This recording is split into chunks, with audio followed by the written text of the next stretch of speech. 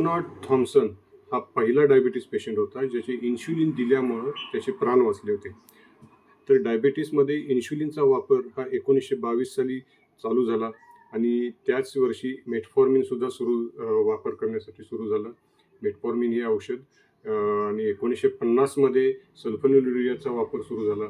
1971मध्ये डायबिटीसचे checkup करण्यासाठी म्हणजे ग्लुकोमीटरचा वापर सुरू झाला आणि 1950मध्येच ब्लड शुगरच्या चाचण्या म्हणजे ब्लड ग्लुकोज लेवल तपासण्याची जे टेस्ट असतात त्यांची सुरुवात झाली होती.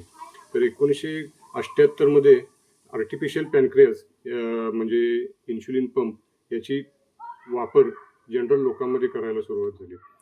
काही लोकांमध्ये पूर्वीच्या काळी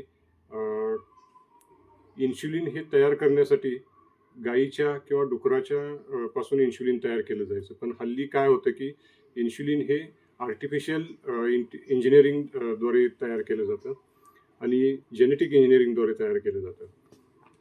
इन्शुलिन हे आपल्या फक्त माणसांमध्येच असं नाही तर प्राण्यांमध्ये देखील तयार होत असतं आणि कुत्र्यांमध्ये, मांजरांमध्ये यासारख्या इतर सस्तन प्राण्यांच्यामध्ये सुद्धा इन्शुलिन तयार होतं आणि त्याच्यामध्ये जर इन्शुलिनची कमतरता झाली तर त्यांच्यामध्ये सुद्धा डायबिटीस होऊ शकतो आणि त्यांना सुद्धा औषधाची उपचाराची गरज पडू शकते.